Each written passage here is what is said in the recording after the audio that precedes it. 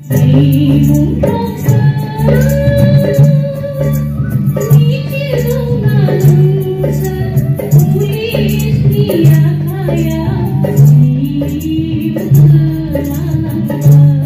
जोबोर गोजोनथाव सान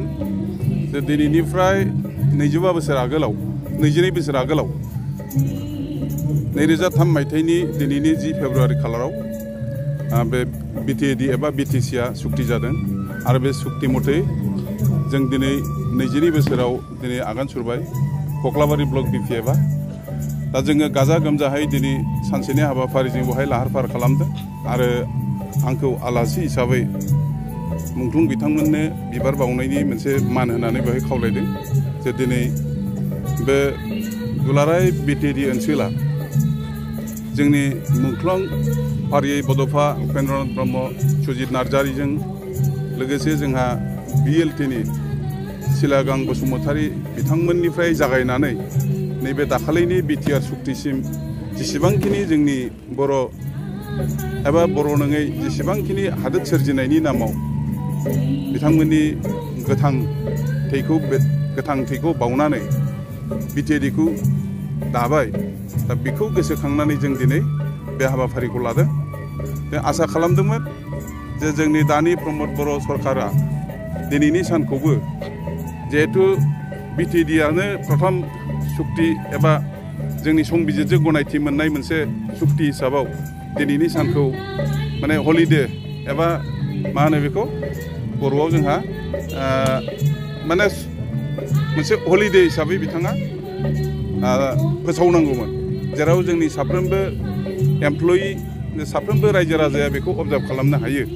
नाथाय दिनै बेखौ खालामासे जोङो बिपिएफ दोलोआ जों बेखौ दिनै निजा बबेहाय जोङो खुंनो लादों बेयो अलरेडि बेखौ फालिबोबाय थानाय जादों थांनाय 2007 मायथाइसिम फालिबोनायानो जादों नाथाय बिटिआर सुक्तिनि उनाव बेखौ नेवसिनाया थिग जायाखै खारन बिटिआर सुक्तिया बिटिएडि सुक्तिखौनो बिटिसि सुक्तिखौनो बेस खालामनानैसो बे सुक्तिया जादों आरो बेवहाय बर' गोजोन गोरोबथासो बुंनाय जादों जे जोंनि संबिजिरनि बबे दफायाव दिनै बे बिटिआर सुक्तिया दाजागोन जों बेखौ दिनैसिमबो बेहाय रोखायै जों नुना मोनाखै आसलते राजखान्थियारि षड्यन्त्र लानो नाङा मानो होनोब्ला दिनै बिएसि जोनोमावबो बिएसि जोनोमनिफ्राय जोंहा बर' सुबुंफ्रा मुंख्लं जाबोदों सुजित नार्जारिया बिएसि जोनोम जानायनि आगोलाव बिथाङा मुंख्लं जादों दा बेनिफ्राय जागायोब्ला बिएसिआ जेबो नङामोन होनोब्लाबो जों दिनै बुंगोन जे दुलाराय बर' फरायसा आफादनि जि आन्दलन बे आन्दलननि गेजेरजों बिएसि दाफुंनाया जाबाय बड'लेण्ड सोदोबखौ गायसंनाय बे मोनसे बिथा गिबि बिथा बेखौ बिथा खालामनानैनो उनाव जोंनिया दुलाराय बर' फरायसा आफादा आरोबाव बेखौ जांख्रिखांबावदोंमोन आरो गणतान्त्रिक आन्दलननि गेजेरजों बे जांख्रिथाया मोगथां महर मोनैयाव जोंहा सिलागां बसुमतारी बिथांमोना बे बिएलटिखौ दाफुंनायनि गेजेरजों मोनसे फैयै फैयै 2003 मायथाइनि दिनैनि बे 10 फेब्रुआरियाव बे बिटिसि सुक्तिया जादों बेखायनो जोङो बे बिटिसिनि जा बिटिआरनि जा बिएसिनि जा